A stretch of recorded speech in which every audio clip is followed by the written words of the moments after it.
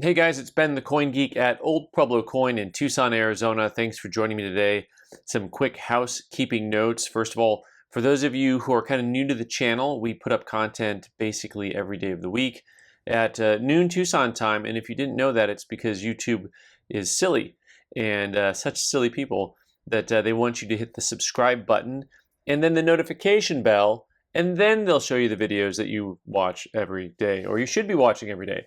Also, for those of you watching videos about coins, and we have coins on there that you want to know if they're for sale, usually what you do is you just click on the title screen and then it'll drop down a menu, and if something's still available for sale at the time the video drops, it'll be right in there. All right, on with today's topic. A special little question from Joe. Joe says, hello OPC. If you were to begin collecting a Morgan dollar date and mint set and had a budget of about $1,000 per coin, which coin would you start with and why? What are the various ways you've seen Morgan dollar collectors collect them?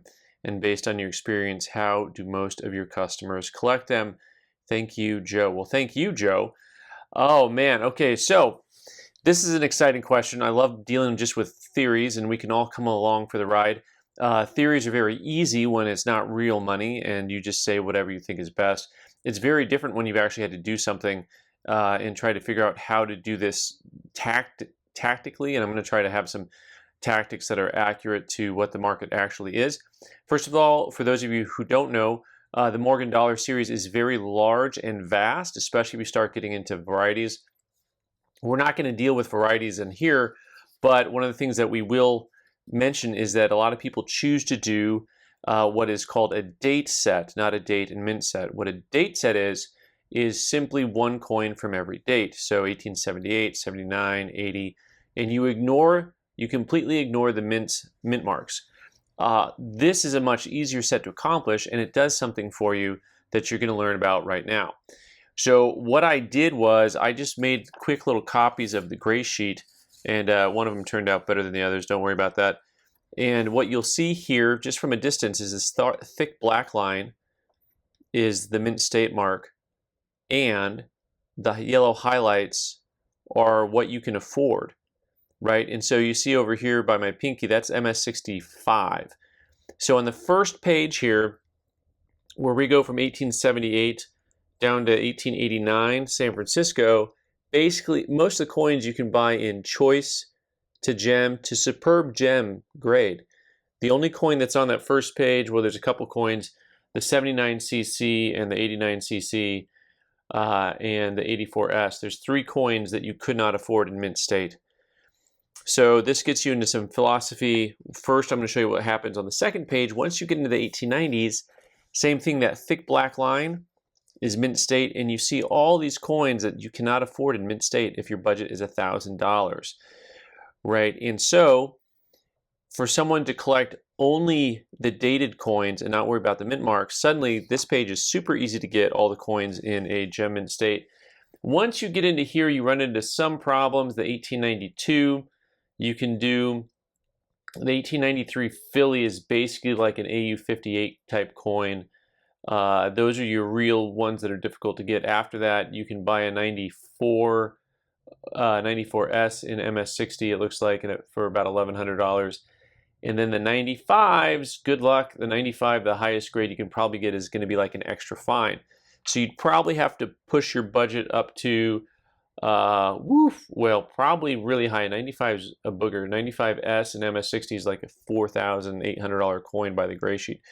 So you're going to have to fudge a little bit. So the mint state collector, the person who just wants one of each date, the date collector, you can basically do an entire collection minus the 95 in mint state for the budget that Joe put out. Now, having said that, you can still see there's a lot of coins in here that are going to be varied degrees of condition. So do you want to stick to simply looking at price point and condition? Do you want to buy only the nicest coin available for each of these dates? Are you going to look for MS67 coins on a common date and then have lower grade coins for your more tricky dates to get? Those are some of the philosophies that you kind of have to think through when you're deciding this. Now, one of the things that Joe says is, what would you start with and why? Which is kind of like when a teacher tells you to show your work. Oh, I hated that. I was a bad student. I used to argue with teachers about that one. The answer's here. Why do I need to show my work? I did it in my head. So apparently using your head's against the rules. Here we go. Let's talk about coins to start with, and you guys can leave comments down below on how you think you would approach this. One of the main philosophies that people will use is to get the most difficult coin to find first. So usually when you're putting together a set, say of, let's start with Mercury dimes. A lot of people actually say, go ahead and try to find that 1916 Denver first. They'll actually start with the big one. In this scenario, it doesn't seem like that's really going to matter as much because each coin is going to be about the same price point in his philosophical, theoretical situation here. So it's not about price point, really. And when it comes to condition, you have to decide, am I really going to try to get MS66s and 67s on these other ones? Or am I just going to go for just off-the-wall eye appeal? Because you may prefer a coin that's graded 64 that has good toning or proof-like finish to it over a blast white 66 or 67. So you have to kind of have some of those own philosophical discussions with yourself. Now, down to the question of actually what would you start with and why, which is kind of a tricky question here. I would go to oldpueblocoin.com and just search for whichever ones I have in stock. Okay, I'm kidding there. But, the things that are very hard to get. So if you use just the hard to get philosophy, like most people have with that 1916 D dime, your 1909 SVDB penny, then I think some of the coins you would look for are coins that are very hard to locate, even based on your price point. So for example, an 1894 San Francisco Morgan in MS60 has a gray sheet bid of $1,100, right? So, okay, here's a price point in a coin that on paper exists. Now I want you to go find one, and find one that you like, because an MS60 coin, it could be a coin that is really lustrous, but just kind of eaten up with a lot of hit marks on it. That's a coin that's very hard to get, kind of hard to find. There are coins on here that kind of surprised me that made the list. So, such as a 99S Morgan dollar all the way to MS64 has an $1,100 bid to it. A 1900S, some of the San Francisco mint marks on the second half of the set are very hard to get in nicer mint state. A 1900S Morgan, similar, is about an MS64 type coin. There are a number of coins on here that are hard to locate, but they're still going to be in your price point. So I would tend to tell someone, if you're really going to be searching for something, the things that are harder to get might be the things to start with. Now, we don't know how often he's going to be buying. Does this mean it's a once a month club? Did you just win the lottery and you can buy them all at once?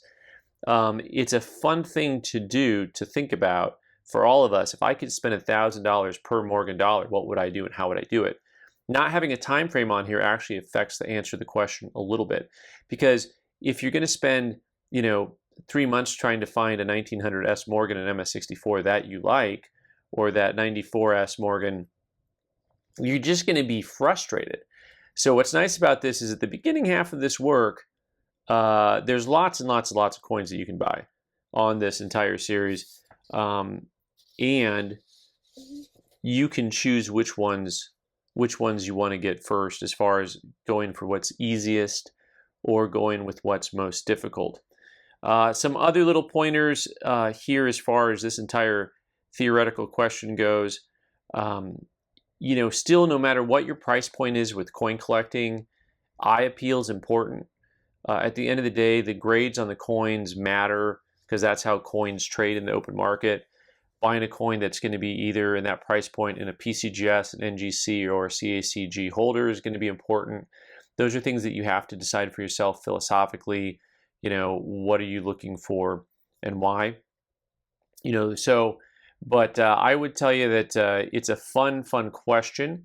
and I'm thankful that you asked it, and I want everyone else to kind of throw in there if they've got their own philosophical viewpoint of how, why, and where. What I was going to tell them to do is go find a 93S Morgan, because a 93S Morgan in beginning grades is $3,000. I mean, like ugly ones.